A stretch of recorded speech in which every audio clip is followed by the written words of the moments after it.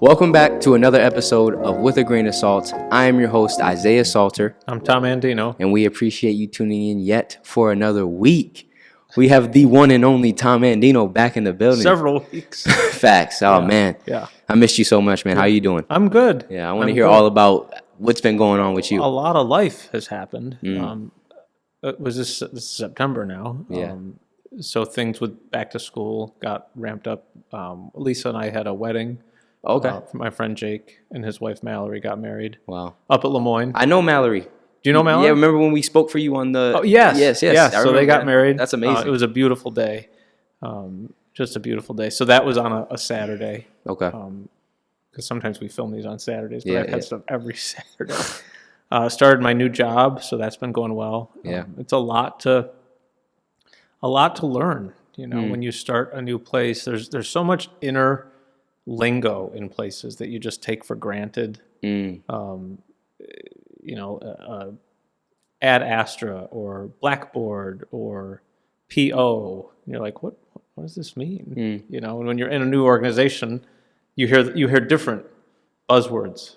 Right. Yeah. You know, well, we need an ATP. Okay. I'm like, what's that? Right.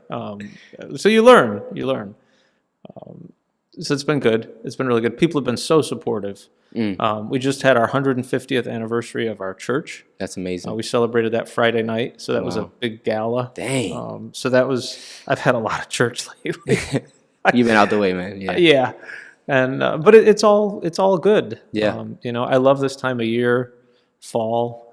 Up here in the Northeast, the leaves and the girls went apple picking and brought home 2 giant bags of big, fresh Macintosh apples.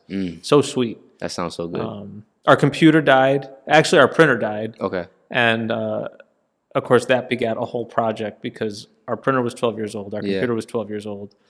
And so buying a new printer, well, it's not going to work with the old computer. Yeah. So I had to go buy a new computer. So, you know, I was working along one day just doing my thing, and then all of a sudden I got this message, your print head has failed. Like, now I know what I'm doing the rest of the day. Yep. None of what I had planned. You know, so Lisa couldn't do any travel work, so they went apple picking. Oh gosh. And she made That's apple not a crisp. bad alternative. It was not. Yeah, it worked that's out not a pretty bad well. alternative. Yeah. Yeah, so life is good. Life is good. No major news. Yeah. Which is really okay. Yeah. How How about about from a personal in-depth standpoint? Like how is your inner environment? Like how have you been feeling just emotionally and mentally and spiritually? For the most part, I've been good. I think I've been really tired the last couple of weeks. I think just like mentally, I've just had a lot of church. And I think anything that you do that you really love, it's easy to keep saying yes to. So I have stuff for the diocese I have to do. I have stuff for the parish I have to do. Yesterday we had a retreat day for some people that I should not have agreed to do. In the reality of all the other things that I've had on Saturdays and have this coming Saturday and Sunday. I'm like, at some point I got to get out in the yard and water the mums, and I just couldn't find time, and it's my own fault for overcommitting. But I find for me, I like to have a place to land at the end of the day, to just see where things are. But like last Thursday, I was in meetings all day, and I had to leave to get to something else. So I just left everything, and then Friday I wasn't in the office at all because we had a staff day off-site. And so when that happens, and I have emails that would be just a real quick response that I don't get to, it makes me feel frantic inside. So I know the best way for me to operate is to have an hour or two in the morning before meetings start to pull stuff together, and a good hour or two at the end of the day to wrap things up. And I don't always get that. Because sometimes I have to rush out the door and get the girls, or I have to do something else, Even 15 minutes, if I can leave my desk in some semblance of... But when I just feel like I'm racing sometimes without a place to land, that wears on me internally, even though it's not physically demanding. Mm-hmm. You know. Yeah. Yeah. Mm. But I'm doing okay. Why do you think we overcommit like that? Because that's something that I really had to get out of, was just always saying yes and being okay with like being like nah, and not having to explain myself. Sure. That was something that I had to really learn. I don't always have to explain myself on why I don't want to do something or why I'm saying no. Sure. So like, and I think that's something a lot of people struggle with, is like constantly just overextending yourself because you're always trying to help or trying to be there for people, or when they ask, you want to be, yes, I got you. I don't want to make them feel bad. I don't want to let them down. Right. I want to be a good friend. But it's like, what's that line between like, yeah, you are a good friend or you are a good person, but you also have to take care of you. Sure. I think there's a lot of people that that want a part of you, and sometimes I try to honor those commitments because it's many different people, but spread out over multiple weeks. So, and if somebody's, if I look at my calendar now and somebody says, hey, can we get together for lunch? I'm probably booked out for about 3 weeks. Wow. And so I'm like, oh yeah, this week I don't have anything. Let's do that. Wednesday the 19th. Sounded good at the time. Right. But now I look at that week. It's a wrap. But it's examining, I think, what the priorities are too. I'm really, the priority for me is not the email and not the desk work. It's the one-on-one, face-to-face relationship and being intentional about that. Because I always leave those meetings better than like, oh gosh, I might go into it thinking I have work to do. But that is the work, especially in ministry. That is the work of ministry, the person in front of you. And the other stuff will get done. I just find that if I have a lot of email in my inbox, it doesn't bring out the best Tom. Yeah. Yeah. That's so real. Just, because so often I feel like we live in a society too where it's like we value so many things outside of just the thing right in front of you or the person right in front of you. We get so caught up in the bigger picture, or I got to finish all these things, or I got to do that. And it's like it takes us so much away from the beautiful opportunity we have right in front of us to connect with that person or to, experience this thing, or to lean into something that maybe you never tried before, or to have an interaction you never had before, but we be so just all over, And I've realized too, like if you overwork yourself like that, or you're always overextending yourself, that only adds to like those feelings of anxiety, those feelings of like just confusion, or just it's like it's messy inside. You know what I mean? And then on top of that, you're not giving yourself the time. Not you in general. Like you're not giving yourself the time to regather, recoup, reground yourself. Right. You're just always going and going and going, and it's like it could be a very, very like dangerous loop you can fall into. Absolutely. Absolutely. I went to, I had breakfast with a friend of mine, good friend of mine I've talked about before, Brendan. We had breakfast on a Friday, and we had set that like a couple weeks out because we just couldn't find time in our schedules. So we went, and he said, what are you doing tonight? I said, nothing. I actually didn't have any plans. So he asked if I wanted to go to the SU football game. Now, I have never been to an SU football game. That's wild. Since the dome was renovated. I mean, it's been decades. Yeah. And he had tickets right on the 45-yard line in handicap section because he normally goes with his father-in-law who's in a wheelchair. These were amazing seats. The production of the football game, forget about the game. Like every time out, there's a giveaway. There's a T-shirt toss. There's a contest. Like the lights, there's a touchdown. The lights come down in the horn. I just was like, this is unbelievable. Yeah, it's crazy. And we watched the game, and it is interesting. I think you don't feel the excitement unless you're there, but sometimes you see a lot more just watching it on TV because some of the great plays were at either end zone. So we would see it on the replay, right? Where this one guy caught this ball and like then literally like jumped over, like he was going over the like the thing at the Olympics, the hobby horse. Who did they play? Clemson. Oh, okay, got you. Literally like leapt over people, never touched them, like right into got the touchdown, So that was cool. And then we just had nachos and we sat and talked in between plays. And because I'll tell you, those short periods drag on. Yeah, they I think do. football's one of the longest games. Football and baseball. Yeah. Those two. And Yeah. DB, he loves baseball, so it's always on in the house. But I saw a ton of people up there too. So it was neat. That was something I normally never get the opportunity to do. Yeah. Because they usually play on the weekends and I'm tied up. So it was nice of him to invite me, and I'm glad we went. Well, how did we even get into that story?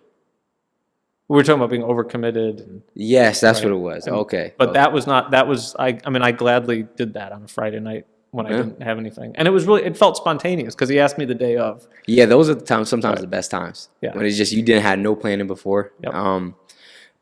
What are some things that help you like stay grounded? Because I feel like everybody has different things, and I know that everything that I do isn't for everybody. So it's good to hear other people's perspectives on what they do to kind of keep themselves in tune, intact through all the hustle and bustle of life. I think the anchor points for me are, if I'm lucky, a little bit of quiet time in the morning, because I'm the last one to leave the house. And that's really sacred time for me to kind of ease into the day. I am not a morning person. I don't like getting up. I'm not very pleasant. Like, just let me ease into the day and then I'll be okay. So that's helpful. Prayer, but not always like long drawn out. One of my favorite things when I leave in the morning, I'm more mindful of it in the summer because I have to type the code into the keypad and put the door down, and just saying, okay, God, let something of today be yours. And then, like, it gives me a grounding point. It reminds me of why I'm working in the first place. Yeah, so those things. There's not a lot that. I turn to music a lot at the end of the day to wind down, but there's nothing like really unsettling. I think I'm I think I'm a fairly even person. Some people have really highs, lows, extremes throughout the day, or can get really revved up about something. I'm laughing because my wife ordered Cheez-Its. Maybe some of you can weigh in on this. Cheez-Its, great snack. I love them. The ones you buy in the store, they're all different. Okay. Scrabble Cheez-Its are dry. I think they're dry because they have to print the letter in the. This is my theory. Cheez-Its. Yes, they have Scrabble Cheez-Its. Oh, okay. Letters on the cracker. Okay, yeah. I think they're drier because they have to print the letter on the cracker. Then there's the plain regular Cheez-Its. But if you go to BJ's or Costco, you see the family size. It's a double box with 2 bags. And I think they're made in a different plant. Because to me, they are greasier and saltier and more delicious than the other Cheez-Its. So I was craving these Cheez-Its, and we couldn't find them anywhere. So Lisa ordered them from Walmart.com. Now, we thought they would come in a shipping box. Yeah. No. It's like somebody from Instacart went in, got the double box of Cheez-Its, put a shipping label on it, and sent it through the mail. Now, this box comes, and it is not looking good. So my wife is just incensed. And I'm like, I'm sure it's okay. Let me open it. I'm sure it's fine. No, this is unacceptable. She just went from 0 to 10. So I hear her on the phone. She gets on the phone, and Carolyn and I are in the kitchen. Can't see her, but we hear her. And she says, this is unacceptable. She said, it looks like an ogre sat on this box of Cheez-Its. Well, I lose it now. And I'm like, okay, now I got to open it and see. And they were really... you could have made a pie crust with them. They were that smashed. Okay. But the bags were still intact. Okay. And there were whole crackers. And they were good. And I'm still eating them. Yeah. But she just couldn't let it, it's just, I don't get, like, excited by that. Like, when the printer died, like, okay, I'm going to go do that. You're pretty just like, we deal with it when we, like, in the moment. It's not too high, not too low. We're just going to do what is required. Right. Just boom. And that wasn't always me. I'm not usually like this. I'm always a worrier. You Right. were always a worrier. I was. You're not like that anymore. I don't think I am. What changed? I think the pandemic and cancer changed me. And sitting in front of so many students for the last 5 years and people and realizing what's really important. That's what I think. Because the house is still standing at the end of the day. You know, you just do the work that you can do in a day, and know that there's still going to be work tomorrow. I think we often think that we love to arrive and get things done on our checklist. But the things that I'm doing right now, going to the gym, there's never you're done. You know, people, as they grapple with their faith life, I think that's a real struggle for a lot of people because they want to go about their faith life like they're taking 10th grade social studies. You know, they get to the end of the year, check, they pass the regents, they're done. That's not how life works. You know, some things are an ongoing commitment to digging in a little bit every day and doing what you can in that moment every day and then moving on. You know, I'm fascinated right now by muscle failure. Right? Because I'm cranking these things along, and then all of a sudden, like, they get a little hard, and then all of a sudden, like, my hand literally just stops. Yep. I'm like, you're done. And she's like, and you're done. I did hit a new personal best, though, on the pull-up machine. We're at 100 pounds now. Dang. Yeah, we started at 160 in January. Wow. Now we're at 100. Well, you started at 60? Started at 160. It's the one machine where it's your the knees, opposite. Where you pull up. Yeah, but your knees are on it, and you Yep. put the weight down. Okay, I got Yep. you. Yeah, that's a good machine. I do 160 now. I feel like I'm Tigger. That's amazing. Jumping up and down. Yeah, but now, dang. 100. Wow. Yeah. So that was exciting for me because I'm like, are we ever going to get there? And You're getting there. we're getting there. Yeah. But little by little. Yeah. You know? Yeah. So that stuff, that small stuff just doesn't faze me anymore. I love the faith, man. The faith part, just in life, like, there is no arrival. It's just a journey. Yep. You know, it's crazy you're saying that because I was watching a video of a dude that I saw on I think it was TikTok, and he was talking about how his whole life changed when he went from being goal oriented to process oriented. Like, he wasn't, I'm not doing this to get a result. I'm not doing this to get an outcome. I'm doing this because this is the process that I feel like is aligned with my best self, right? And I'm just gonna, whatever comes from that, cool. But I'm committed to the process. Sure. I think this goes into relationships. I think that's what's so dangerous about the first few weeks or months of knowing somebody, because like that honeymoon phase where we're just relying on emotions and how we feel rather than understanding, like, if that's our foundation, there's gonna come a point in time where we don't always feel that way. We're not always heightened how we were in the first few stages of our relationship. Right.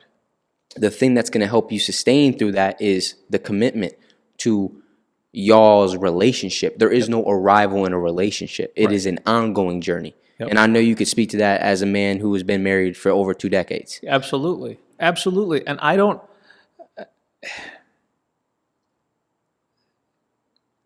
We talk a lot about feelings. And I think paying attention to feelings is important. There's a line in the Chosen, that TV show, which is just so popular right now, where Jesus is talking to the 12 in a room, and he's about to send them out. And he says, "I'm giving you power to go out and to heal the sick and do these things." And one of the disciples looks at him and he goes, "I don't feel anything." And Jesus says, "I don't need you to feel anything to do great things." It's such a mic drop moment.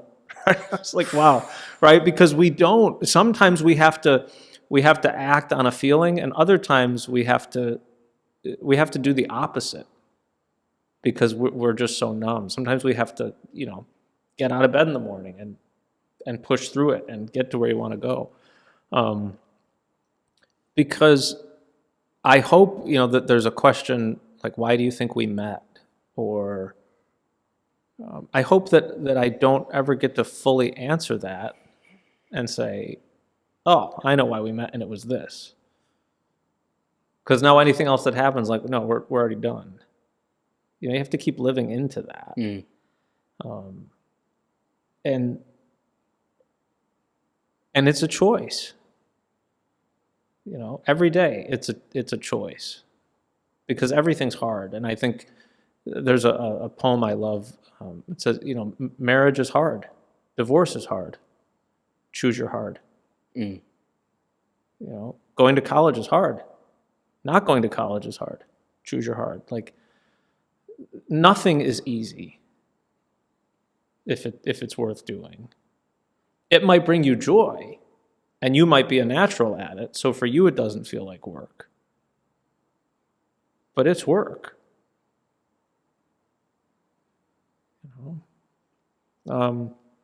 Yeah. Mm. Damn, that's deep. That's a mic drop moment. Commitment and discipline. Commitment and discipline. What did he say? Denzel, he said, without commitment, you'll never start. Without consistency, you'll never finish. Ease is a greater threat to success than failure ever will be. And that's the truth. I always mention this, but like understanding that life is inherently tough and it's hard, but for a good reason, because that struggle, that hardship, that setback builds our character. It creates the resilience that allows us to go through more things in life. It helps us to cultivate patience, right? Yep. And I think knowing when you're I don't want to say in trouble. I'm going to use that phrase lightly. Like, I've been going to the gym 3 days a week, twice with a trainer, 1 day on my own. Mm-hmm. Wednesday, when the printer blew up, it just threw the whole day out of whack. And the week before, something else had happened, and so I texted my trainer and I said, I want an appointment on Wednesday or Thursday this week and for the next several weeks going forward, because I haven't yet figured out how to navigate my new job with other things I was doing. I don't have the rhythm yet, and I don't want the work that I've been doing to start to relapse. Right? So to know, right, what things you have to put in place to help you, no matter what it is. If you find yourself, I've been working really hard at this, but it's getting harder, look at that and ask for help. Yeah, that's real. That's very real. It's having an inner audit. That's what I always call it, an inner audit. That's great. You know what I mean? Like turning your gaze inward and actually looking at what you need in this season or in this moment or in this situation, and being real with yourself. Yeah. I think that's one of the toughest parts. I made a whole I did a whole solo episode, not even episode, but it was one of the keys that I said in the episode for an aligned and authentic life was you need to learn how to embrace vulnerability. You need to also learn, like, vulnerability starts with you being vulnerable with yourself alone. Because now, when you're going through stuff like that or you're dealing with something internally, you have to be able to be honest with yourself and say, I am dealing with this. I'm struggling. I'm going through this. But if you keep pushing that stuff to the side, no, I'm not, that's not that bad. It's not, it just compounds over time and it just starts to bleed out into other areas of your life. The relationship, the work, the career, whatever it is, the friendships, all that stuff. It just starts to bleed slowly. And, it's just so important to be honest with yourself. You know what I mean? Just be honest and real with yourself. Absolutely. It's hard, but choose your heart. Right. Choose your heart, because the other one's hard too. It might feel good in the moment, but in the long term, you're making it way harder on yourself. Yeah. So what have you been up to since I saw you last? Oh, man. Getting really, really locked in. Really, honestly. It's just falling in love with just that every day. Like, I just get to wake up and focus on this day. Sure. And my task is just to make the most out of this day. And, like, falling in love with that, like, it just makes you, I'm speaking for me, excuse me. Speaking from my perspective, it just makes me so much more excited and grateful for life. Because every day I wake up, I'm with myself, and I can't wait to make the most out of this day. What is this day going to bring me? You know what I mean? God, how are you going to use me today? What are you going to show me? Like, what am I going to experience? What struggle am I going to have to face? I get excited to see just that day. And what it's doing is just creating this routine that you just in, like, your focus is on the moment, on the day in front of you, but you're embracing the long-term journey by doing that, if that makes sense. Sure. You're not getting caught up in, like, the outcome or the desired result or any of that. You're just, every single day I'm doing the best I can do for that day. And that's going to lead me to the right place. Yep. So that, and then I've been talking a lot about this idea of like understanding your path. So I've realized that I think a lot of people struggle too, because when you start to, excuse me, when you start to like want to be the best version of yourself and move in a more aligned, authentic way, it's not really a clear path. So there is going to be confusion. There is going to be, some non-clarity, it's not but don't search for the path. Search for the alignment that you feel, right? If that makes sense. Yeah. Like sometimes I might feel lost, but I know deep down I'm still moving in the right direction. Sure. I know my intentions are still aligned with becoming the best version of myself. And so I think it's not so much about, because a lot of people feel like they're doing something wrong when they feel lost. But I'm like, that's actually part of the process. Sure. Right? The only way to find yourself is to be lost first. Yep. You know what I mean? And being lost is one of the most important parts of the journey, because it's really the starting point where you understand, all right, I am moving in a new direction. I am doing something that is actually like going to challenge me and push me in a new way. Sure. I'm leaning into the unknown. Yep. So yeah, it's kind of just, I mean, other than that, I've been good. Yeah. Yeah. I've been doing well, just focusing on every single day. And, and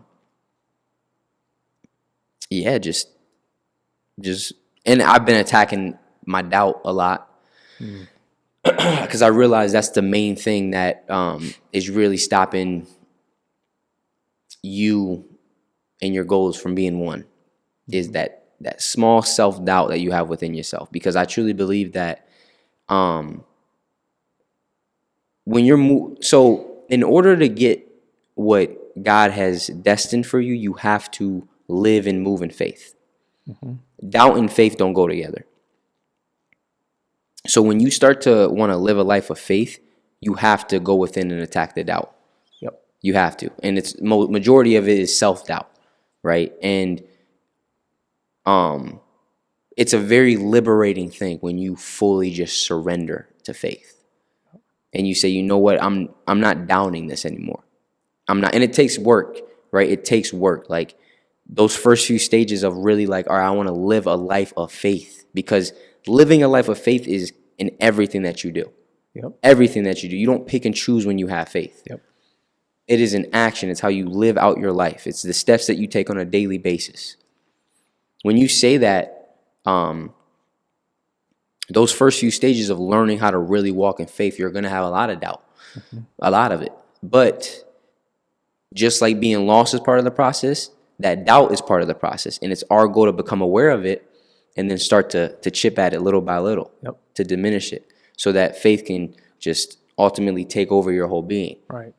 And it's a very liberating thing when that happens. And I'm saying, I say all that to say, like, I think that's something I've really been focusing on these last few weeks, and I feel myself really like letting go of doubt and just knowing we're good. Sure. Like, God, I know I'm good. I got you. Like I'm constantly taking steps in the direction that I know is aligned with what I'm supposed to be doing. I feel it, right? You can feel it. And so when you know you're moving in the right direction and you're intentionally, desiring to walk in the gifts that God has given you, zero doubt. Right. It's like, because it's not, like you always say, it's not about, the gift is not for me. The gift is for the people that God wants to touch with it. Right. I'm just a vessel. Right. I'm just a vessel. So it's like, if God came to you and was like, hey, I have this gift that I need you to bring to these people, and I'm giving it to you, trust me, it's all going to work out. Just go that way. You would have zero doubt. Right. Even when the struggle comes, even when the heartbreak comes, even when the failure comes, you know that, well, no, God told me go this way. Because of obedience, I'm going to keep going this way. Because of faith, I trust that going this way is the right way. So anything that comes to my life, I'll be able to handle, because I lean not on my own understanding. I lean on faith. So there we go. Yeah. I think for me, when I talked about like just being tired, I think the tiredness comes from the creative energy. Oh yeah. In trying to present the best for lack of a better word, product, right? Worship and liturgy and mass is not a product, but in our society, right, that's what people, they come to get something, and is this the best, how am I going to handle, I've never done an anniversary celebration of a church. I've never done this ritual in 27 years. I've never had to put anything like that together. Right. That's where I start after a while to get depleted. So I thought a lot about that and put this song there and that thing there and let's do this here and then of course the church never takes a spring break, so then you're faced with a weekend again. And it's not the actual doing of the craft. Oh, right. It's the work behind the scenes that nobody sees. Yes. That lets that happen. Yes. That's the hard part. Come on, you're hitting now. And you talked about walking in faith, and it's interesting to me, with very few exceptions, in the Bible, when Jesus is going to heal somebody, he gives them a command first. So, the blind man, he puts mud on his eyes, and he says, "Go and wash in the pool of Siloam." And the man goes and washes, and he can see. Now, Jesus could have healed him right on the spot, but there's always that go. Right, and so the person's like, "Well, what do you mean go? I'm here, like you're here, I'm here." Like, that's that walking in faith that they have to do. And there's so many stories like that, where the person has to move. And I think that's a good analogy for our own lives, that we have to do the work. Sometimes God does call us to walk in faith, and we don't know the whole path, but we take a step. And then when it is finally revealed to us, we're like, why didn't you just tell me that in the beginning? Because it makes perfect logical sense at the end of it. Even the bishop the other day, he said a similar thing about looking. We look forward in life, but only make sense of it backwards. And I always say, we live our life looking through the windshield, but we make sense of it looking in the rearview mirror. You see the patterns and the people and you've been here before. It just looked different. I don't know where it cut out, sorry y'all. About that. Yeah, I'm sorry about that, y'all. I cut out. I don't know where it cut out, but we're back. So we'll just jump right back into what we were just talking about. The faith, the moving first. And I was gonna say, we don't realize how much we're getting in the way by complaining about the thing we're trying to get healed, right? From this analogy. Because we think we need it to be healed in order to do the thing first. Right. Right. Oh no, but before I walk over there to the water, I need you to do it now, please. But no, walk first. No, but can you just do this first and then I'll walk? Right. No, well, that's not faith. Right. That's not the faith part. Is when he says walk, and that's another theme I've been really heavy on. Is me and my mom talked about this obedience. That's why obedience is so important. Obedience and faith, you have to have both. Yep. Right? You have to have both. You have to have tongue twister. You have to have the ability to live in faith so you see past the current circumstance. So you trust that no matter what you're going through, things will work out. Mm-hmm. But you have to have the obedience to do what's asked of you without understanding what you're about to get into. Right. Right? You don't like that. Obedience is like, yo, I'm telling you to go that way. Go that way. That's it. No questions asked. But no, go. Got you. No questions asked. It might be the scariest thing. It might not make sense. I might be incredibly confused going in that. I'm doing it. God called me that way. I'm going. Right. Because I live in faith. And my obedience makes me move. And that is the human condition right there. I mean, we always resist. We read the Emmaus story, which is one of my favorite stories. At our staff day on Friday. Could you give a summary? Yeah, so it's after Jesus was crucified, and two disciples are walking away from Jerusalem, dejected and downcast, and their eyes are down. I'm sure they're just in shock. This person that they followed, this is not the end of the story they thought was going to happen. Yeah. Because they weren't listening along the way. And so they walk, and a stranger comes alongside them and asks them questions. and listen. And they say, "Are you the only person that doesn't know what happened in Jerusalem?" And so he listens to their stories, and they get to where they're going, and Jesus looks like he's going to go on farther, but they invite him in to stay because it's almost evening. So he goes in and stays with them, and he reveals, explains the prophetic statements about him. And when he breaks the bread, their eyes are opened and they recognize him, and he vanishes from their sight. But as they're walking on the road and Jesus comes alongside them and says, are you the only one that is not aware of these things that have taken place about the Christ who they killed and crucified? And then there's a line that says, but we had hoped. And it just jumped off the page at me on Friday. But we had hoped that it would be this, that it would be different, that it would be this. But I had hoped that I'd be able to do this thing, or I would have this gift. But instead, I'm going here, or you gave me this, right? That's the human element. That constant resistance. But we had hoped. I just love that line. Oh man, and there's an old, I want to say it's Buddhism. Attachment is the root of all suffering. Oh, right? Yeah.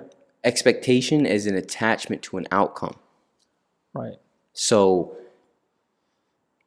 you can get so, God, I hope it goes this way. I hope it goes, it's going to, this might be the thing. And it don't. And it's like, you feel so, you feel so hurt. You feel so hollow. I've seen it all the time. People get, because they think that outcome is supposed to save them from something that they're dealing with in the moment, in some way, shape, or form. Financially, mentally, emotionally, whatever it is. This is the thing that's going to, and it don't happen. It's you put so much of your peace and your happiness on this thing and it don't go that way. And it's so dangerous because 80 to 90% of your life probably ain't going to go the way you envisioned it to go. Right. All right. Everything that you envision as far as you know what I mean? If you pray for something, it's probably not going to come in the package you prayed it. Right. You thought it would come in, right? So often I think when we pray for things and we get them, we don't even know it. We don't see it. Talk on that. We just don't see it. I think we talked about this before. People pray for certain things. I remember, one student was praying, just praying for a friend, that they could really have somebody to walk with them, a person of faith. And it finally happened in a real intentional way. But it took them a while to realize, oh my gosh, this person is the answer to that prayer I'd been praying the whole time. Because when it happens, we just don't, it just feels like life. Yeah. I don't know if we expect a lightning bolt or what. Right, yeah. But expectations, I think, are just disappointments in disguise. And we all have them. People say, oh, what are you most looking forward to on this trip or whatever? I'm like, just being with the people I'm with. Because, if I'm most excited because Boma is going to have peanut butter rice and I get there and they don't have it, well, now, and then people feel like, oh man, this trip is ruined. Facts. Dad is mad. No, okay, I'll have a Mickey ice cream bar instead, right? They're right. Reframe, right? And when I talk about being tired with my job, I have a job that I actually love doing. But just like anything else, we do get tired sometimes. But it's not meant to be a complaint. Woe is me. You asked and I gave you an honest answer. That's the other thing. If you ask people and you really want their honest answer, then listen to it, and don't judge it. Yeah. But yeah, it's that's why, in anything, if you just, you can love what you do and still get tired. Yep. It's not, you didn't say I'm tired of this job. Correct. You didn't say I'm tired of the work. You said I'm just tired. Right. That's valid. Yep.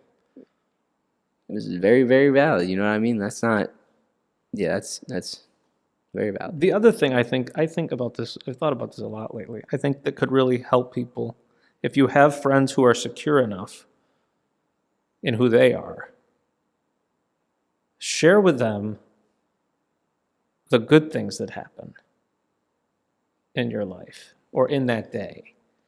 Right? I get texts, Tom, you are never going to believe what happened today. This, and it's always negative.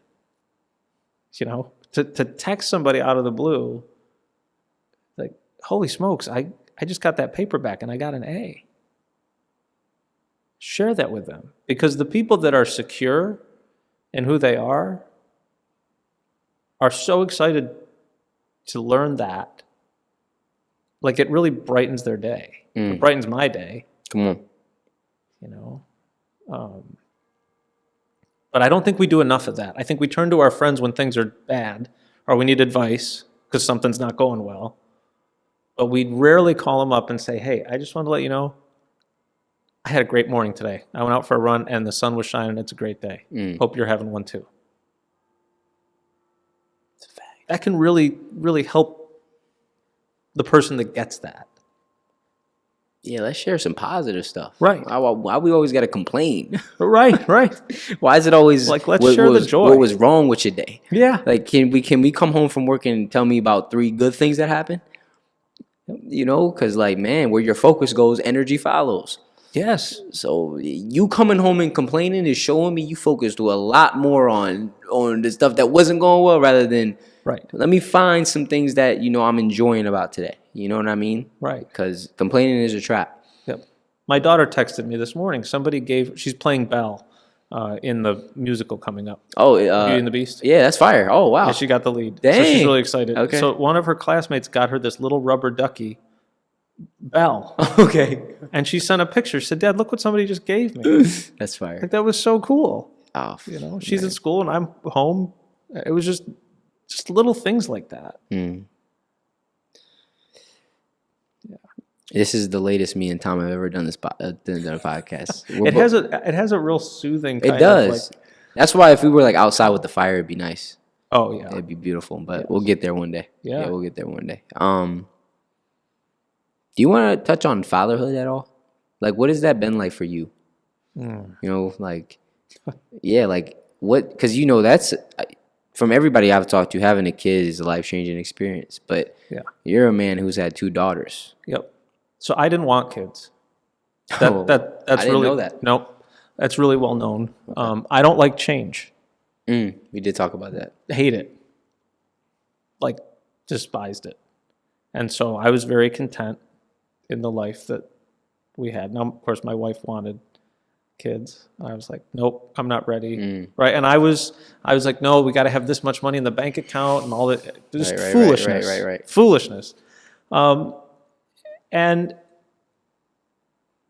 so we got pregnant and she miscarried fairly early on. And that was really hard for her. More hard for her than it was for me, because I still wasn't ready to be a parent. And it was sad. Like, I was so torn. It was like I was sad, and it was like, okay, well, now what? And then it took a long time for her to get pregnant again. We were just about to talk to doctors about fertility treatment, all that kind of stuff, and then she got pregnant. And I think it's different. I don't know if it is because I've never been there, but I think it's a little different for the woman carrying the child in terms of like that bonding piece.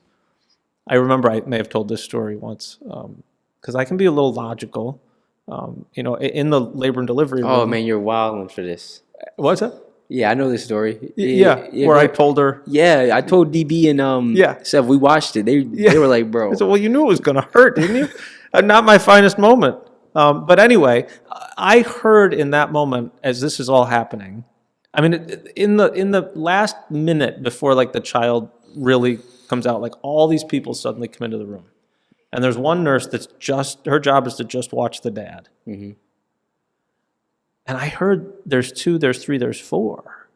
And I was like, this all happened in 30 seconds. I'm like, no, there better only be 1. I only got 1 crib. Right. I only got right, And it's not like on TV where the baby comes out and cries and, oh, it's a beautiful baby, whatever it is. It was like silence. So I thought something was wrong. Mm. So I passed out. This nurse, she goes, Daddy's down, Daddy's down. So they got me out. She got me a cold washcloth on your forehead if you're feeling woozy is an amazing healing remedy. So I came to and I come back in. I'm like, is everybody okay? Like, is my wife okay? Mm-hmm. Is the baby okay? And then they handed her to me. And I felt like there's a scene in Indiana Jones in the Temple of Doom. There's that guy who rips people's hearts out, who like claws at them and like I literally felt like the heart was now outside of my body, holding her. And everything changed in that moment. And all the things that normally happen, that I have to really get to know somebody before I love them, did not apply. I'm like, I have this creature, looks like E.T., like in my arms, that I loved immediately, and I didn't even know who they were. And I mean, it's amazing. The things that we make people take classes for or give them manuals for, right? You have a kid, there's no owner's manual. Mm-hmm. There's no instruction. It's just like, well, good luck. There's YouTube. Right? And crying can mean so many different things. Right. Hungry, diaper change, gas, tired, rock me, attention, like, oh my gosh. And then Carolyn was just like 2.5. She was always like, she was talking in full sentences and potty trained by the time she was 2.5. And so I was like, oh, this is great. She could get up on Saturday morning and go downstairs by herself and turn the TV on. We could sleep in. It was amazing. It's great. And then Lisa got pregnant again. She said, I think we should have another. Like, no. I have one, and I don't know how am I going to divide that love? I can't. We don't need another one. Well, we had Rosie, right? And that's when I learned about God's math, where you don't divide the love, you multiply it. But so often we're in our own way. And I was in my own way.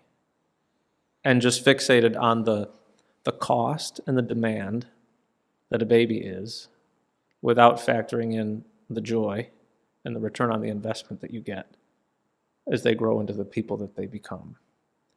And Carolyn and I are so close. I mean, both girls. I marvel at the fact that they like their parents. They talk to us about things. They trust. Like, it's just a real different.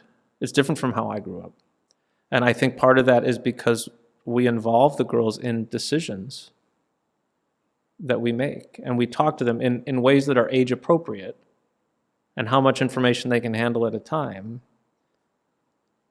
about things, and letting them take risks and hearing what they think and feel about something, rather than just saying because I said so. That's made a big difference in the way that the four of us interact. I mean, rarely do we say, well, your mother and I have been talking and here's what we're doing. You know, like we said on Saturday, because there were all these things going on and there were things we had to get done. So we said, okay, girls, we need to come up with a plan for the weekend. Here's what we need to get done. And I know there's fun things you want to do too, so help us, like, how can we navigate all of this? And we came up with a plan where people felt heard. Wow. And listened to. And rarely have we ever had to discipline the girls.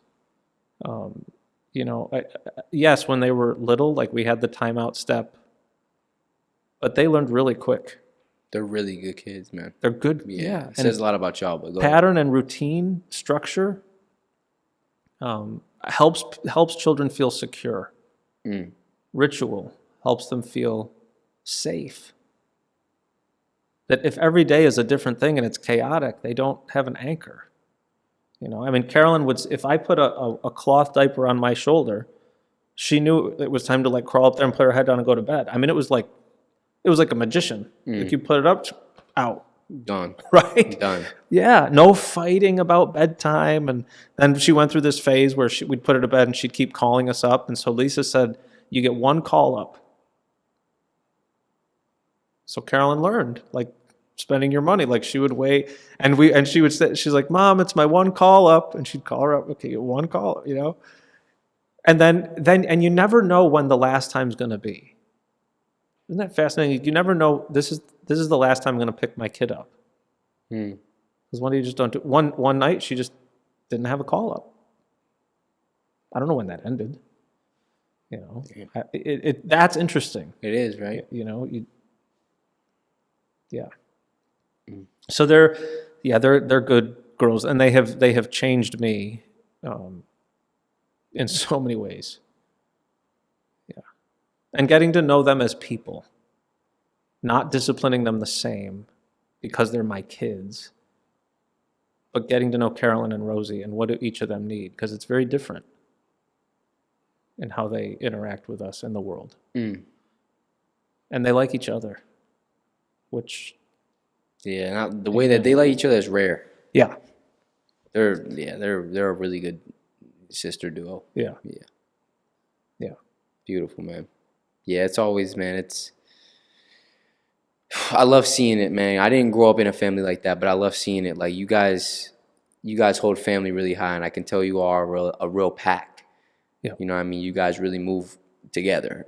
Yep. It's amazing to see, you know what I mean? And so the people in my life, the young people, have had such an impact on them too. I mean, that kind of like extended family. Because sometimes people can focus so much on family, like I'm going to date myself now, but like the Ewings on Dallas, or where it's closed. Yeah. Or The Godfather, it's just about the family. Yeah. Like, no, I mean, so many people, like the influence that they've had on the girls has been just wonderful to watch, because they see how these young people interact with me, and think, well, if those people trust my dad, I could trust my dad.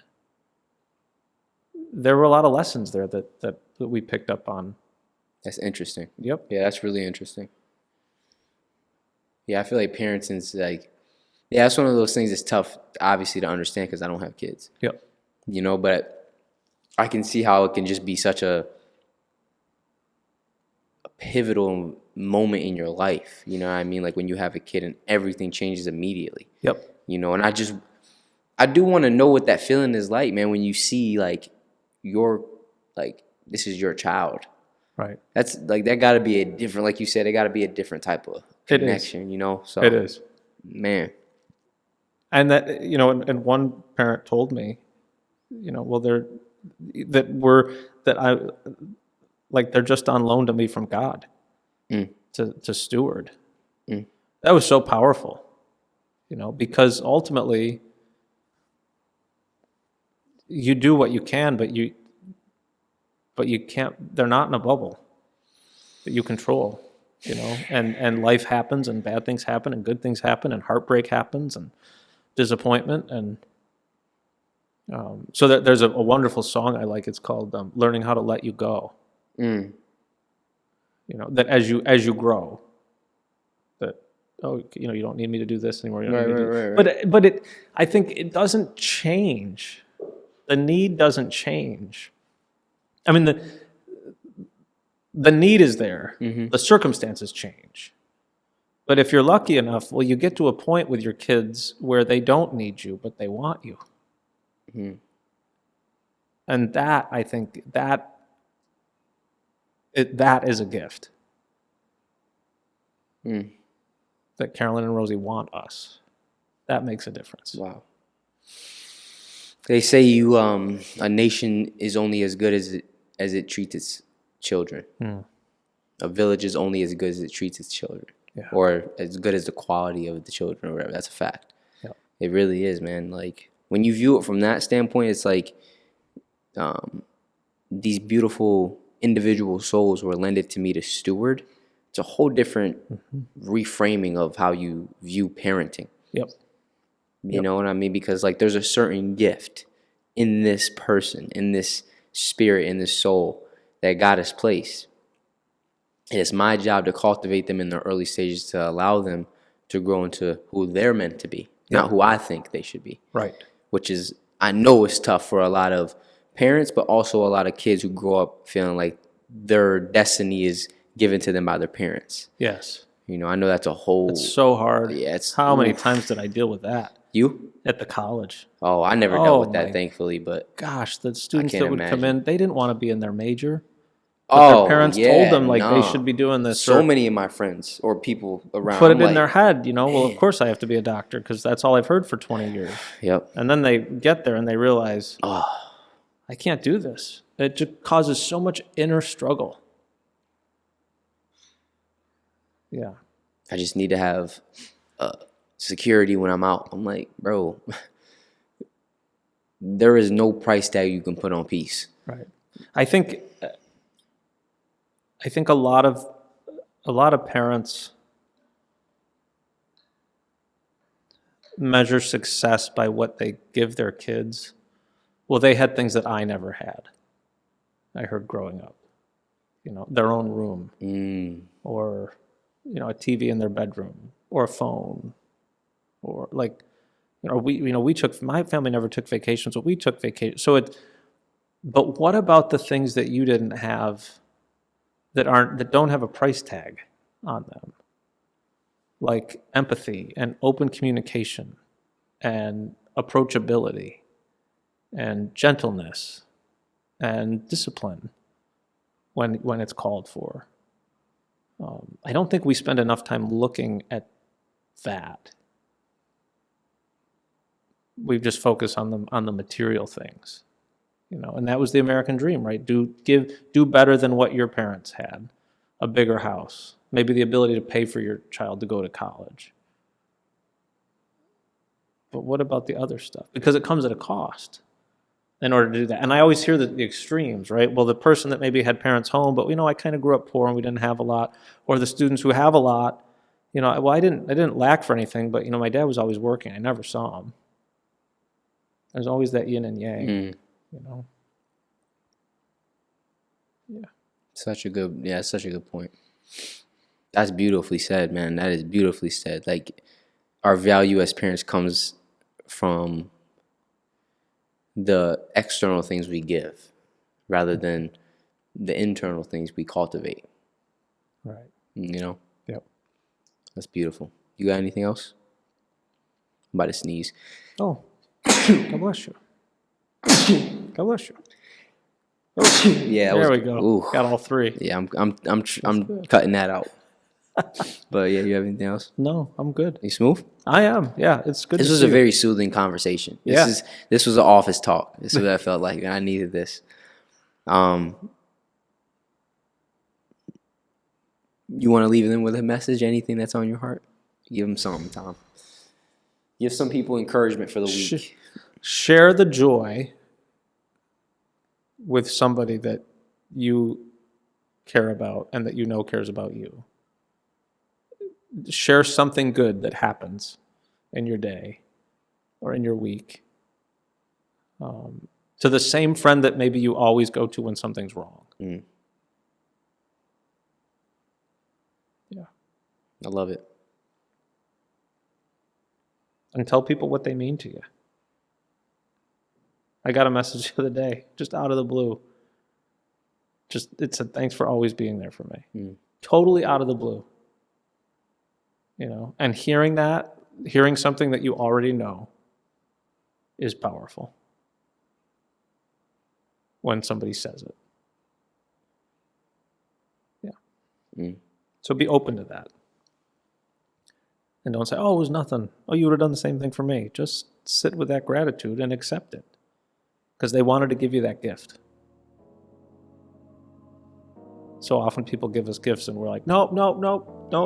I'm jumping in the return line. You can't say that to me because now I got to go get you a card. Or I got to get you a... No, just accept it. Be gracious.